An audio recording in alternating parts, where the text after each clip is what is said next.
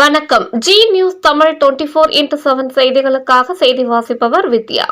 ரயிலில் அடிபட்டு பலியான கல்லூரி மாணவனின் சாவில் மர்மம் இருப்பதாக கூறி கிராம மக்கள் சாலை மறியல் போராட்டத்தில் ஈடுபட்டனர்.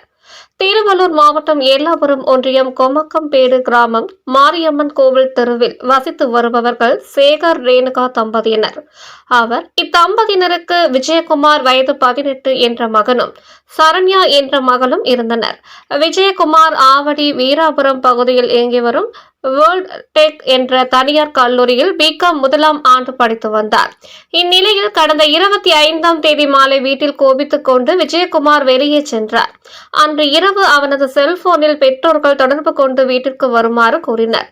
இதோ வருகிறேன் என்று விஜயகுமார் கூறினார். பின்னர் வீடு திரும்பவில்லை. மீண்டும் விஜயகுமாரை அவரது தந்தை சேகர் செல்போனில் தொடர்பு கொண்டபோது செல்போன் சுவிட்ச் ஆஃப் செய்யப்பட்டிருந்தது. இதன் பின்னர் பல்வேறு இடங்களில் தேடியும் விஜயகுமார் கிடைக்கவில்லை.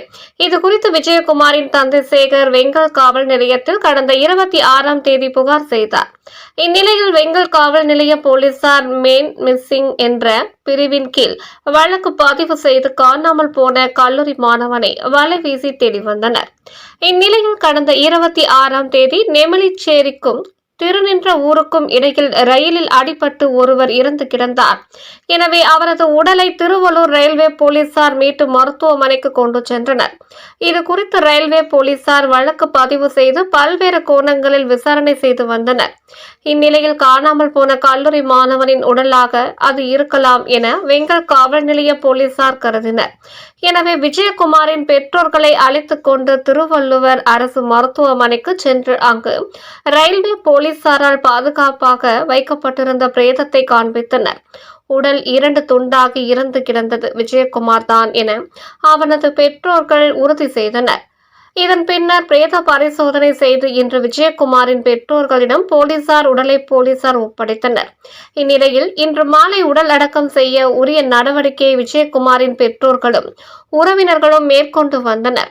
ஆனால் கிராம மக்களும் உறவினர்களும் விஜயகுமாரின் சாவில் மர்மம் இருப்பதாகவும் ரயில்வே வழித்தடத்தில் உள்ள கண்காணிப்பு கேமராவை ஆய்வு செய்து உண்மை குற்றவாளியை உடனடியாக கைது செய்ய வேண்டும் என கோரிக்கை வைத்து கொமக்கம்பேடு பஸ் நிறுத்தம் அருகே சாலையின் குறுக்கே அமர்ந்து திடீர் சாலை மறியல் போராட்டத்தில் ஈடுபட்டனர். இதனால் திருநின்றவூர் பெரியபாளையம் நெடுஞ்சாலையில் சாலையின் இரு பக்கமும் வாகனங்கள் ஸ்தம்பித்து நின்றது. தகவல் அறிந்து சம்பவ இடத்துக்கு ஊத்துக்கோட்டை காவல் நிலைய துணை போலீஸ் சூப்பரண்டு சாந்தி தலைமையில் வெங்கல் காவல் நிலைய போலீஸ் இன்ஸ்பெக்டர் வெங்கடேசன் முன்னிலையில் போலீசார் விரைந்து வந்தனர். போராட்டத்தில் ஈடுபட்டவர்களிடம் சமரச பேச்சுவார்த்தை மேற்கொண்டனர். அப்போது போராட்டத்தில் ஈடுபட்டவர்கள் கண்காணிப்பு கேமரா பதிவு உடனடியாக வழங்க வேண்டும், விஜயகுமார் தற்கொலை செய்து கொள்ளவில்லை, மர்ம நபர்கள் கொலை செய்துள்ளனர், எனவே உண்மை குற்றவாளியை உடனடியாக கண்டுபிடிக்க வேண்டும் என்பது உள்ளிட்ட கோரிக்கைகளை முன்வைத்து தொடர்ந்து போராட்டத்தில் ஈடுபட்டனர்.